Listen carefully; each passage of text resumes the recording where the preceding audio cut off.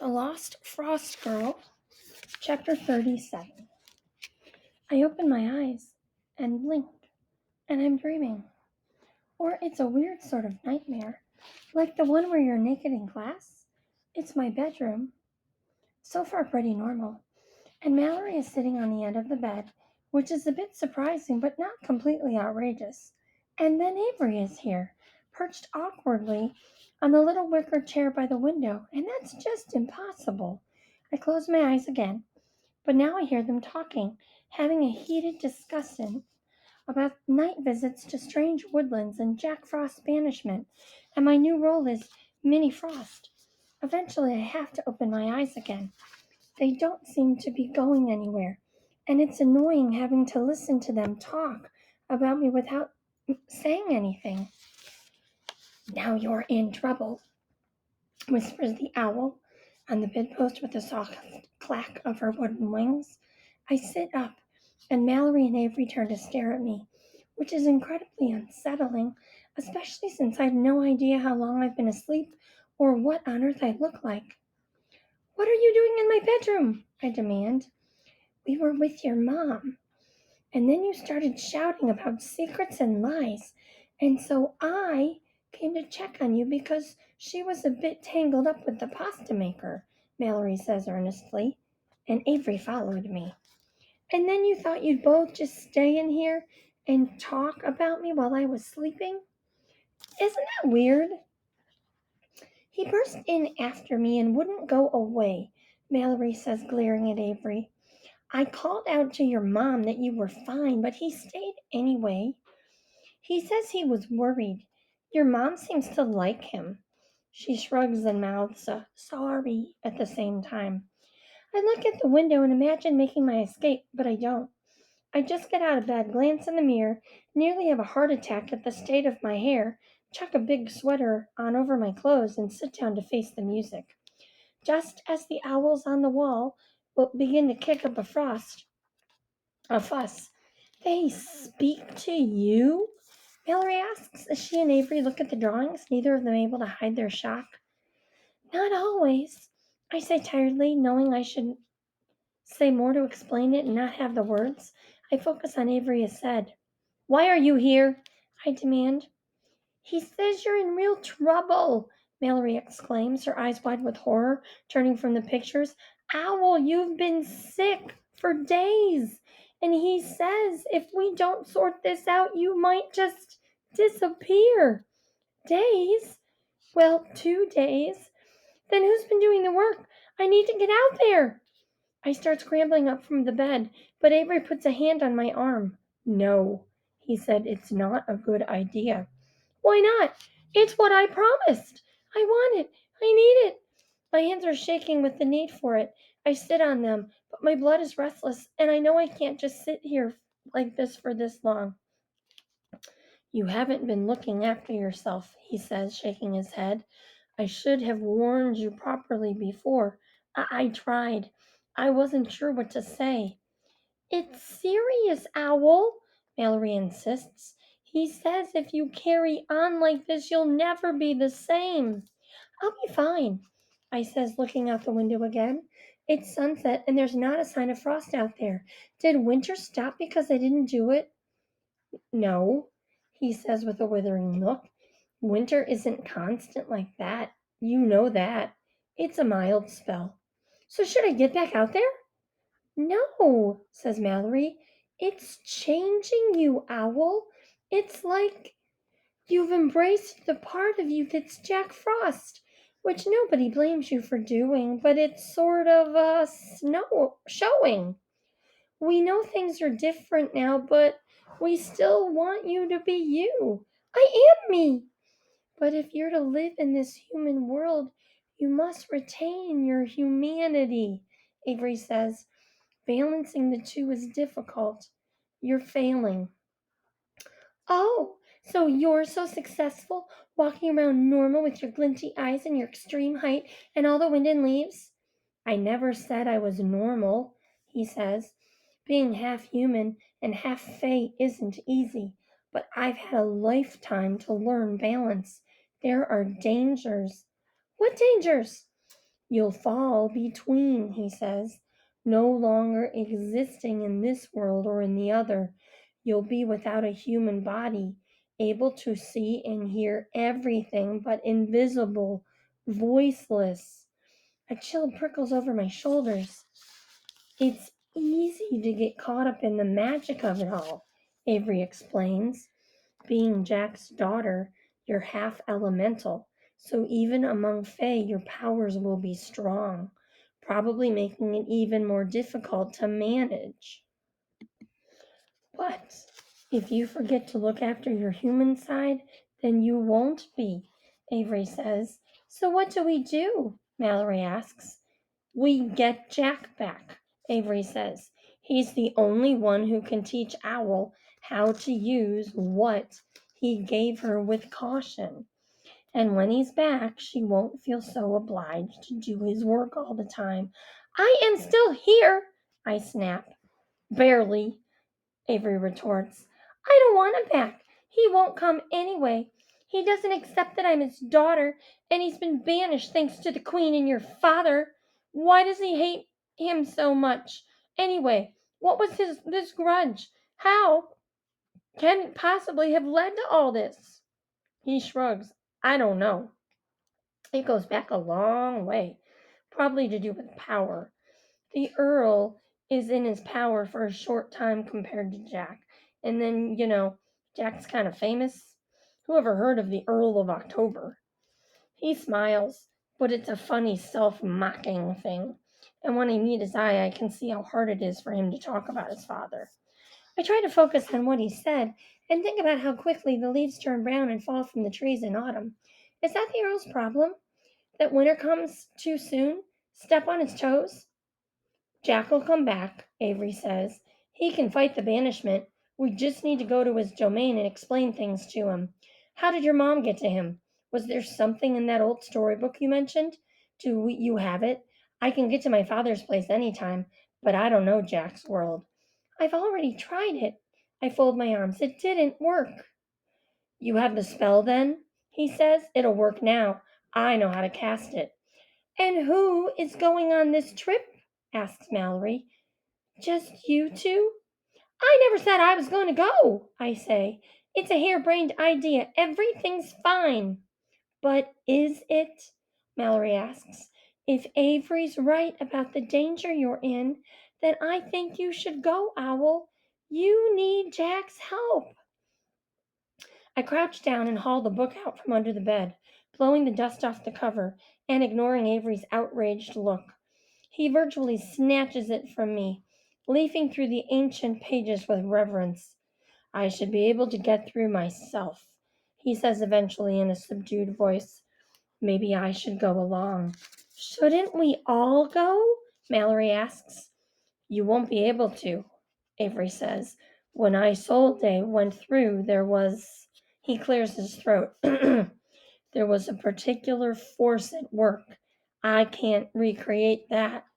I can get myself through, and Owl will get through if she's accepted her elemental side, which I think we can all agree she has done. What are you hiding? I demand. What's this thing that's going to convince him to come back? It won't be me. I already tried. And now we don't need him anyway. I can do this. Ice begins to spread over my scalp, and I take a deep breath, trying to hold it back, curling my hands into fists as frost sweeps over my skin. Not for much longer, Avery says in a firm voice, saying everything, and Jack has to come back anyway to clear his name. Clear his name? Your existence wasn't only down to Jack and your mom, he says, his eyes still on the book. A blush of color rushes up to his neck. The Earl gave his power to the spell when Isolde read it out, enabling her to get through to Jack's world. My father wanted to create you so that he'd have something over Jack. The room seems to get smaller, darker. Mallory's warm hand reaches for mine. Avery closes the book and keeps his head low. The owls screech. They knew it all along. The Earl engineered it so that I would be born to my father's shame? That's what he was talking about with the Queen, about that day in the forest. This is the trap they set for Jack. I am the trap. I'm sorry. Avery says, his voice soft. I thought you should know. I thought it would help you understand. They've waited a long time for this to play out. A long time in human years that is. To them, it's nothing. Go, I whisper, pulling away from Mallory. Go and help Mom or something. I need a moment. But Owl, Mallory says, go! It comes out as a hiss, the room instantly plummeting in temperature. Mallory's breath puffs out like steam as she shuffles away from me, getting clumsily to her feet. Don't do this, Avery says, rising from the chair. You need help, Owl. I said go! I breathe, unsurprised when a flurry of fine ice crystals escape my mouth. Ivory shies away. I just need a moment. That's fine, he says, coming toward me, his copper eyes blazing. Have your moment, but don't think I'm going anywhere until this is sorted. You're a danger, and not only to yourself. With that, he sweeps toward the door, shoving Mallory before him, a brisk wind curling in his wake, crystals spinning in the air. There was an owl in Mom's story. She was the creature of wisdom, the one who told her that she would forever keep a part of this magical world with her, something to hold on to when everything else was gone. She meant me. My mother knew it somehow, even named her after her. But did that owl know I was only a pawn in the Earl's game? That one day I would be used against my father? The owls in the bedroom rustle and flutter on their pages around me, whispering of winter worlds and isolated souls who do not trust the truth. He does not know it all, Owl. This is not his doing, they murmur. He doesn't know that it was all the Earl's doing? That I'm just part of some evil plan? Did you know? I glare at the wooden owl, but it refuses to stir, and the flocks that adorn my walls are suddenly silent. I look at them anew. The earliest are done in crayon, framed by Mom, the latter ones in charcoal. The details more vivid. Every single one now seems so naive and hopeful. The owl did nothing to help my father against the Earl that day at the royal court, though she must have known. I grabbed the dusty old suitcase from the top of my wardrobe and pulled it down, heaving it on my old bed, opening the leather straps. Then I turned to the walls. I'm so tired of it all. It shouldn't be possible, not any of it, and yet it is, and there they are, my own drawings rustling and snapping their feathered wings, clacking their sharp beaks like living, breathing creatures. They've done me no favors in spite of all their fuss.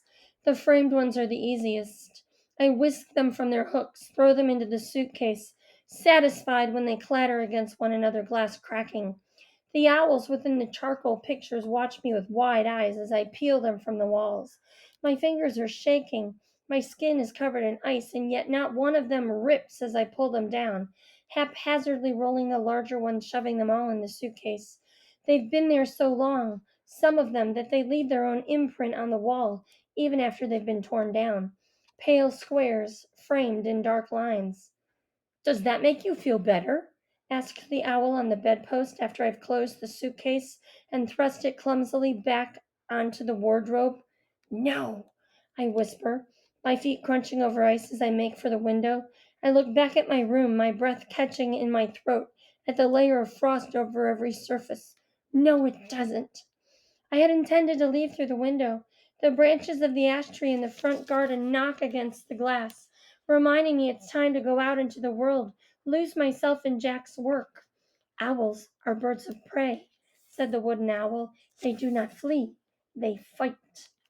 I sink down onto the windowsill, putting my knuckles up against my teeth, squeezing my eyes shut. All I wanted was a father. Warm hands pull me from the windowsill. Avery, steadying me as I stumble, watching as I struggle not to fall apart. I am so angry, I whisper. I know, he says after a long pause. I know what that feels like. Do you? I pull away, looking up at him. I'll never know my mother, he says, a little twist in his mouth. I'll never fit in the royal court or at school. What happened to your mother? She wasn't like yours, he says, his jaw clenching. She couldn't accept what had happened, what I was. She was afraid of me, and she was. The Earl saw what was happening and took me away from her. She let you go? He says she was relieved. He shrugged. I'll never know now. She died. I stare at him, my heart pounding. His copper eyes are on fire, and I want to know more. I want to know how he felt, what his life was like with his mother, and then with his father in the royal court. Had he known what he was before he walked into that place with the Earl? Was he afraid? Did he think of her often? Avery looks away after a moment, and I bite my lip. I'm sorry, I manage eventually. He takes a deep breath, shakes his head. Anyway, now you know. So are you ready? Ready? To do this? No! I'm not going, Avery. This is what I am now. I don't want to change. It's not so bad. I'll get better at balancing things. If you can do it, so can I. I've had all my life to learn.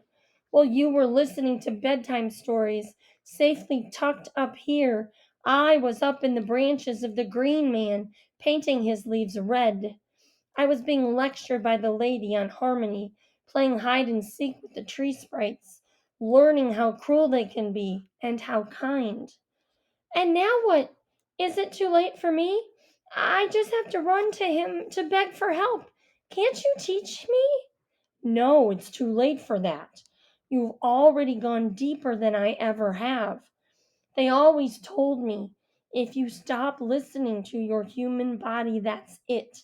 There is no return. This is what they meant, Owl. One more night out like that, and you might be lost forever. I stare at him. He stares back. He's not going to change his mind, but neither am I. I'm tired of being lectured, tired of doing all I can, and it's never enough. I crave the bitter night air, the clarity of starlight on darkened streets, and I'm about to open the window behind me when Mom's voice breaks in, the warmth and normality of it like a shock against my tired, frustrated mind. Dinner! Part 3, Chapter 38. Avery is so quiet over dinner. He keeps looking at Mom with these haunted eyes as she buzzes around the kitchen, bangles tinkling, bringing little dishes of olives, Parmesan, tomatoes, lighting candles, talking about her work with Mallory, and asking him questions about school, family. He murmurs the briefest answers, looking away whenever she looks at him. I wonder if he even remembers his own mother. He and Mallory keep exchanging glances. When I dust my cutlery with ice, I can see how they notice, how they flinch. Even Mom starts watching me more closely after a while, picking up on the tension at the table, and then it's too much. I make my excuses and dash to my room, my head buzzing, only to be followed by both of them minutes later. Don't you think you should go home? I ask peevishly, staring at them from under my hat. No, says Mallory, lighting candles. What are you doing? You're doing this, she says. Avery, get the book. Let's get started. Mallory, I'm not losing you, too, she says. Her voice wobbles, but she refuses to look at me. Just keeps darting around with the matches. Oh, Mal, just do it, Owl, she says fiercely, sitting next to me on the bed, her eyes sparkling. At least try. I look from her to Avery as he joins us on the bed. He pulls the book onto his lap and reaches for my hand. And even if I don't think it's going to work, I find I can't say no. He doesn't hesitate. His eyes blaze as he starts to read the incantation, his voice deep and melodic. The words get lower as he goes, and the buzzing in my head seems to intensify. Suddenly, a shudder of something silver bright goes through me, and I feel myself falling, my stomach lurching. Then there's the sharp tang of crisp outdoor air in my nostrils, hard earth beneath my feet. Winter cuts sharp and true across my face as I open my eyes to see, all around me, the world my mother described so many times, soothing me asleep with the magic in her voice. I realize I am in exactly the same place she came to all that time ago. In the clearing, beneath the trees that towered out in every direction, black with bark and white with frost. And my father found her here, as she turned and turned again, waiting for something to become familiar. Nothing was familiar. The air arches with the bleakness of winter, and when I look up, I half expect to see my father there, his dark hair thick with frost. I turn and turn again, hoping to see him, and I'm hoping not to. And all around me is only the stark silence of looming skeletal trees beneath a pearl bright sky. Owl? Avery. His voice is fractured, grating against the silence. It sounds like he's been calling for hours. I turn again, eyes searching for him between the narrow trunks of the trees. Avery? There's a scuffling sound and he emerges, breath steaming in the air. He's different here, taller, broader, his hair aflame against the black and white.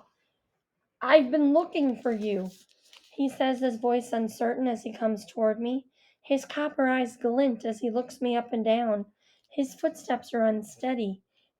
This place distorts things.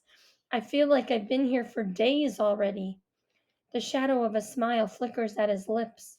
I haven't been, have I? No, I say, reaching out as he stumbles. But time passes differently here, I think. Mom always said. Have you been wandering for days? Between his hair and his eyes, he's pale with cold, and there's something haunted in his face. Something that suggests he's been where he never should have been. No matter how angry I am with him, it's painful to see. Go back, Avery. You don't look like you belong here.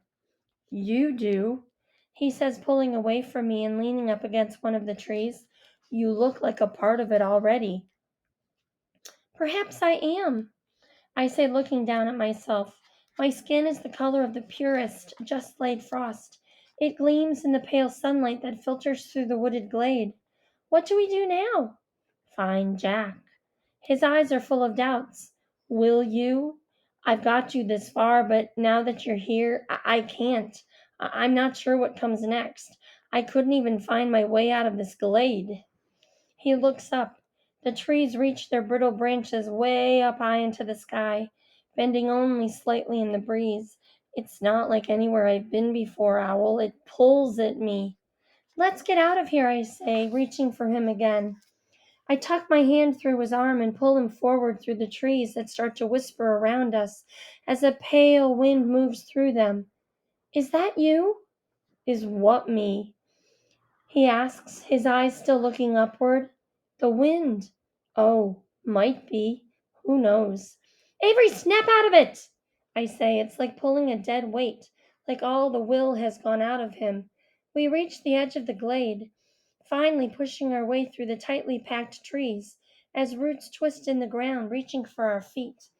It must be some kind of defense to stop interlopers getting through to whatever else is out there. I get the feel that without me, Avery really would have just wandered forever. I didn't realize. Mom's stories were all about the magic and the beauty. They didn't give enough idea of the danger. I pushed my way through dark, thorny vines, the stark silence making my head spin.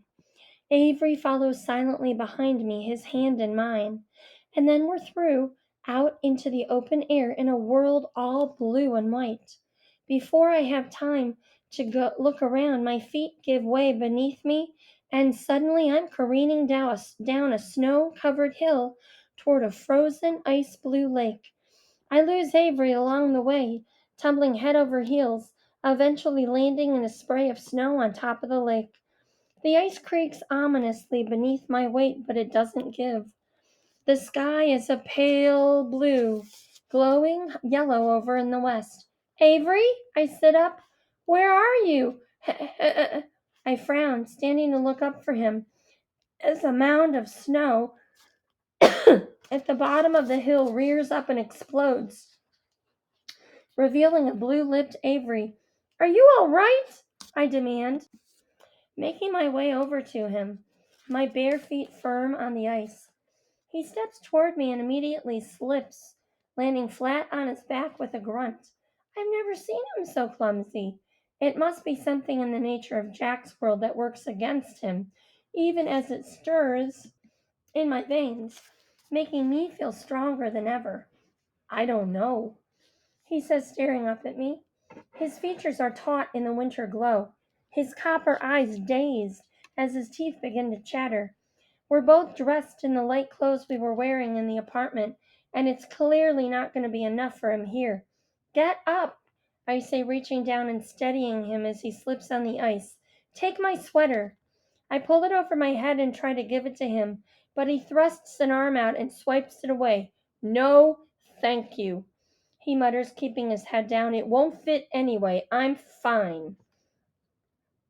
He pulls away from me and moves forward over the ice, his back hunched, breaths coming quick and hard. "Are you sure? We shouldn't have done this, Avery. We never should have come here. What were you thinking?" "Couldn't carry on like you were. And we're here. Now, we need to find..." He frowns, looking up. "Who was it?" "Jack!" My voice rings out with frustration, which is mostly born out of fear. He's like a shadow of himself. My heart thuds in my chest as I remember what he said about the dangers. Is this how it happens? Is he losing himself? All because he came here? All because of me? All because I was embracing who I'm supposed to be? "Jack! Jack! Jack!" My father's name rings out all around us, and I turn, heart racing, but it's only an echo of my own voice, a brittle sound that makes snow slide down the hills. "That's right," Avery nods, pushing himself forward along the ice. "Jack." "Avery!" I stop him with a hand on his chest. "Go home! You don't need to be here. I'm not even sure why we are here, and your father will be furious." "He's always furious," he murmurs, his eyes fixed on the horizon. He moves my hand away and starts forward again, his movements dogged. "Doesn't mean he's right. He thought you'd be easier to deal with than Jack. Weaker." He looked sidelong at me. He was wrong. People are more different than I thought." His voice slurs. "They're scornful of humans at the royal court. I thought it would be all jealousy and pride, destruction. But at school, I see the way you laugh, the way you look after one another. All the other stuff's there too. But the way you all live, I've never known that. All the time you spend with one another fighting, hoping, trying to make something with what little time you have." I steady him as he slips again on the ice and search the horizons for Jack's house. Something, anything.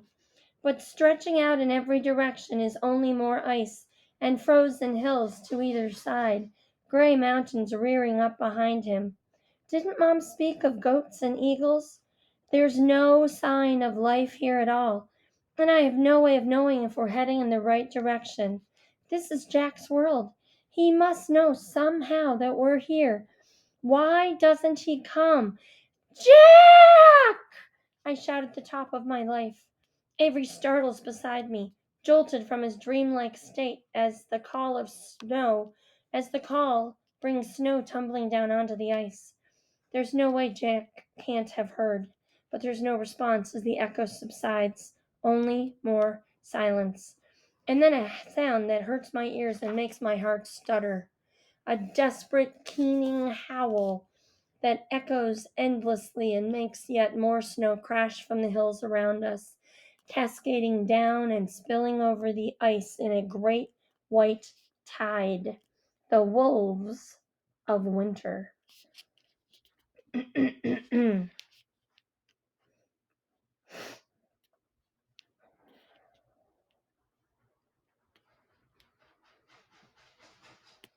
Chapter 39. running over ice. Avery beside me, slipping and sliding. I can feel the presence of the wolves through the prickle in my neck, the shudder that rings out as more snow falls onto the frozen lake. They're stalking us from the hills above, their every move triggering yet more avalanches. If they overtake us, we'll be buried in snow. There's another sorrowful howl closer this time. I risk a look back as Avery collides with me, his feet slipping from beneath him. 5 narrow gray shapes are darting down the hillside, bounding onto the ice, their claws scrabbling for purchase. Even at a distance, I can see they're far bigger than I'd ever imagined. They must be at least as tall as me at the shoulder. I grab Avery, pulling him up, cursing and pushing him toward the edge of the ice where there's a thin lip of snow. We need to keep running. I can't. He shivers, his lips blue. Going to slow you down. He gives me a shove. Go on without me. I'm not leaving you here. You have to. His face is startlingly pale. He seems to run out of breath even as he speaks. I pull at him, but I'm not sure he could move if he wanted to. Avery, come on!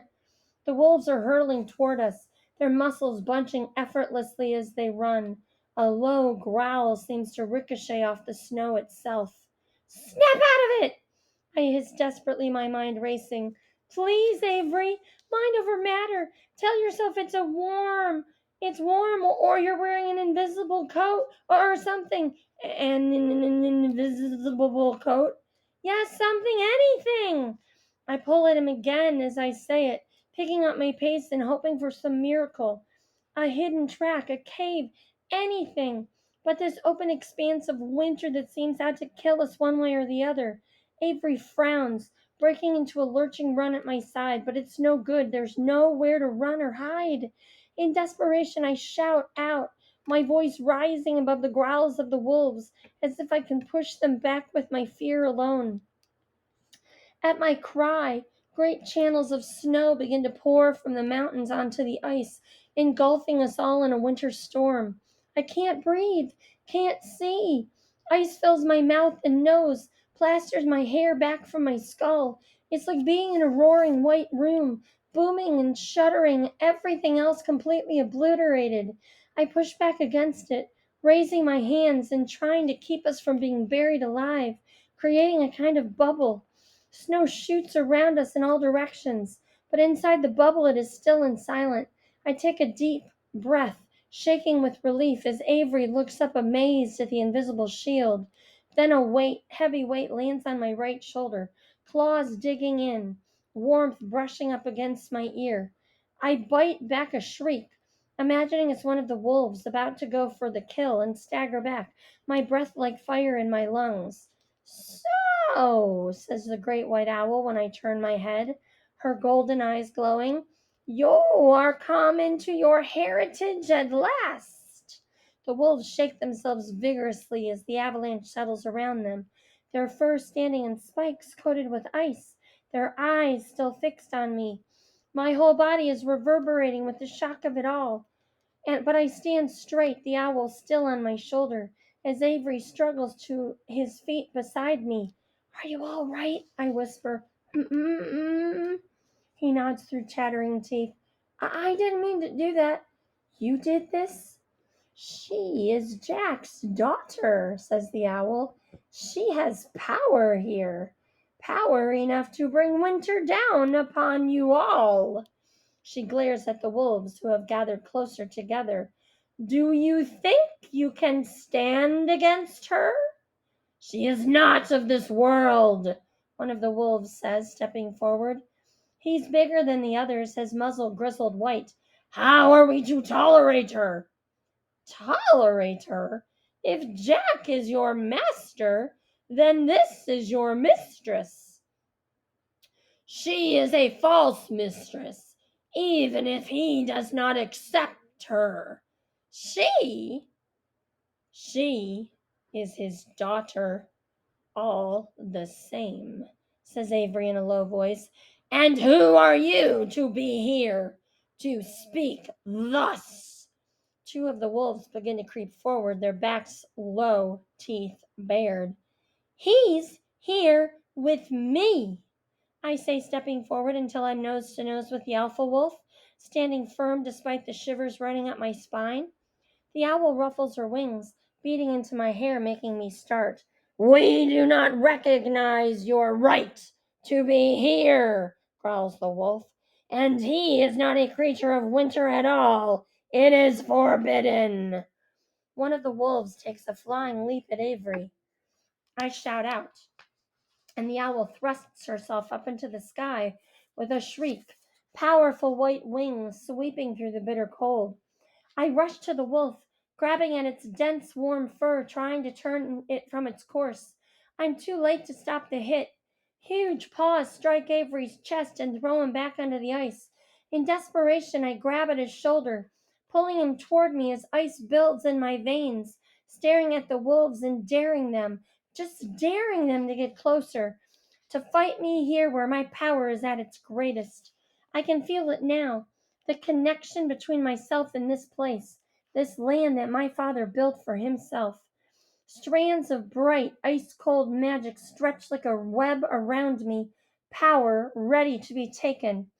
I brace myself and expand my chest, letting it fill me. It gathers on my skin, through my hair, thicker and sharper than ever. Avery stirs, and I draw him closer to me with one hand, while the other builds storm clouds in the sky. Suddenly, there it is, a hard blizzard of ice and hail, striking out around us, making the wolves step back. I draw farther away from them, and the ice quakes beneath my feet, rising up, a great sweep of blue white that carries us farther and faster away from them, away from their shock and fear, away from their mournful, accusing eyes. The tide rips through the lake as it goes, and the gray white world where my father hides is full of the sound of ice forming and crashing, over and over again. I ride the wave as if it's the only thing that matters, as if I could keep going forever, my blood surging in my veins. Avery beside me, snow falling all around, the wolves now just little dark shapes behind. Owl! I lurch as that inhuman voice breaks the air around us. Suddenly, Jack is there, riding on my wave, the owl wheeling past high overhead. He doesn't look so tall now. He doesn't look so inhuman. The look on his face, of shock and almost fear, is a look I've seen before on other faces. Stop this! He holds out a hand to me. His hair is blown back by the speed of our progress, and I grin at him as I urge it onward, onward. Little owl, what are you doing? Stop! He looks down alarmed as the lake is eaten up by my splintered, jagged wave of ice. He makes a sweeping gesture with one hand, and the snow instantly stops, clouds unfurling to reveal a pale, cold sky. I frown and raise my hand. No! He howls, making the air shudder. Look! Look at what you're doing! You'll destroy yourself! You'll destroy everything! What do you care? I demand.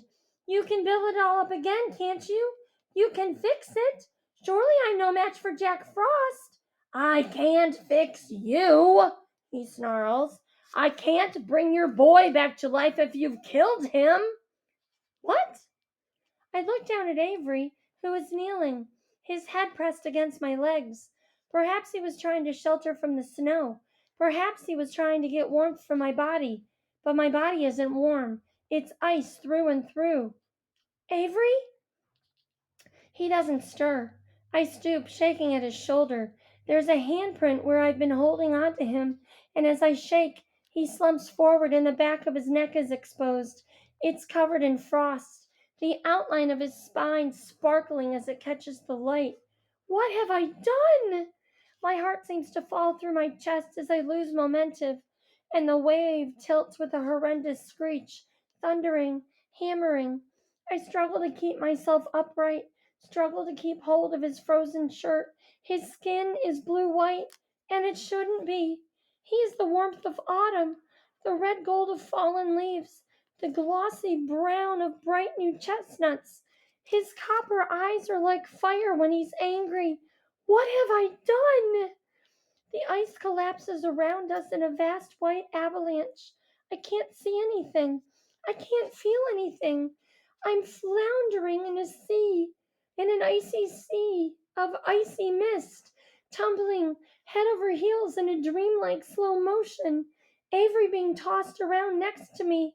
I keep my fingers tight against his shirt, trying to soften his fall. And then, just as we hit the ground, a searing brightness blinds me. I blink, and when I open my eyes, everything is still again. Everything as it should be. The wide frozen lake, the pale sky above, Jack stalking through his domain. He reaches out, and I feel a surge of relief at the look of regret that softens his angular features as he looks down. Then I realize it's not for me. He pulls Avery gently away from me, lifts him into his arms, and turns his back. Are you coming? He demands, his voice cold. He strides toward a low dome on the horizon as the pale fingers of a rose gold sunset begin to stretch across the sky. I stumble to my feet, slipping on the ice, trying to keep up, my eyes fixed on Avery, willing him to move, willing it so hard that little sparks appear in the corners of my eyes. But he is motionless in my father's arms, and I can hardly breathe myself because I did this. I did this. What have I become? Chapter 40. The coldest thing in my father's home is me. The most frightening thing is Avery. Jack is gentle. Jack is kind. When it comes to saving the life of the son of a mortal enemy, he lays Avery on a rough wooden bench laden with furs and stokes the fire until it seems that surely his home will collapse around us in a flood of thawed ice. It doesn't. The room quickly warms, and I loiter by the door and watch and wait for Avery to stir. Will he be all right? My voice is splintered, a husk of a voice. I cringe as I hear it, but I continue anyway because I need to know. I mean, this place, he can't die here, can he? I can't move from the door. I don't know what to do. What can I possibly do after all this? Should I just slink into the nearest hole and stay there away from the world? Is that what Jack does here? Is it remorse for his cruelty that keeps him here? All the life he has ended, whether it's large or small, it must take its toll. He is as frail as any human. His body has limits, he says, his silver eyes boring into me. And you've just about killed him. You are here. He pulls back the blankets, exposing Avery's shoulder, a handprint burned into his pale skin that gets paler, more translucent even as I look. His spirit is weak. It dims. I am not sure that bodily warmth will be enough. Then what? What do we do? We hope. He shrugs, and we get him home. I nod. I didn't think you would be that you would care. I would not see the son of the Earl die on my watch. Whatever their faults, neither of them deserves that. I stare at him, unnerved by his attitude. We seem to be the wrong way around. He's supposed to be doing the damage. I'm supposed to be stopping him. Isn't that how it is? How it was? How have I changed that much? Isn't it about nature? Survival? I ask haltingly. He should have not been here, Jack roars, his eyes blazing. He wouldn't have been here if you would have stayed and fought harder, I shout back, the words tearing themselves out of me hot and heavy. He brought me here to get you back. He said we had to come or I'd be lost between worlds. He said I was doing too much, but I couldn't stop. Who said you should be doing my work anyway? He demands. It was a choice, I say. When you left, the Queen told me I couldn't just go home. I had to stay in the royal court forever, or I could go out and do as you did. Well, and so what else was I supposed to do? You just marched off. You left me there. My throat tightens. Everyone else could see the truth of who I am. Why couldn't you? Am I so awful? He frowns, and the temperature of the room drops. Why would you say such a thing? You abandoned me. You refuse to acknowledge me even though it's obvious what I am. I feel reckless, determined to get through to him no matter what the consequences. I need him to see me, to really see me. Are you afraid? I demand. I am not. He bursts out, standing taller, the windows creaking with ice. He's gray white, bleak as snow clouds, his jaw lined with ice, his hair thick with it. His silver eyes blaze, and thick strands of ice begin to travel up the walls like the gnarled trunks of trees. So then what? I cannot have a daughter, he says. Ice creeps through the ceiling, and I shouldn't have done it. I should have wound him up. Avery will freeze. It isn't possible. Okay, I say in a small voice, sitting heavily on the bench across from Avery. I barely feel the heat of the fire. I'm so tired, so bewildered by everything that has happened. I watch Avery's chest rise and fall and tell myself nothing else matters. I need to get him home. I need to make him all better. It was a dream I had, Jack sighs, sitting next to me, of the woman, of a life I could only ever look in on. I was always on the outside in your world, watching families snuggle in their homes away from my games. It was never something I could have. I am not human. I cannot be a father. But you are, I say numbly, still watching Avery. The Earl sent my mother to you. She was as real as I am now. His eyes fix on me. It was real? I nod, my throat too tight for words, noticing all the other strangely homely touches in the room. A snow globe of London on the mantelpiece, a bone white china mug on the small table by the fireplace, a thick pile rug before it. The staircase is ornate, the spindles carved to look like trunks of trees. For all his otherness, all his refusal to care about life, he has made a home here. But it can't have been, Jack breathes. It isn't possible. It wasn't in the natural order of things. He stands and begins to pace up and down, running his hands through his hair. She was real, he mutters. The wolves said she did not belong. I thought it was a dream. I never let myself consider. He shakes his head. How can this be? The Earl had something to do with the spell she used. The Earl has always detested me, he says. He has done this, used you to be rid of me. Now that you know the truth, you can tell them, I say, tears gathering in my eyes. They'll have to pardon you and you can come back. I can't do it, Jack. All this, I gesture at Avery, all this is my fault. I got lost in it. I can't do it the way you do.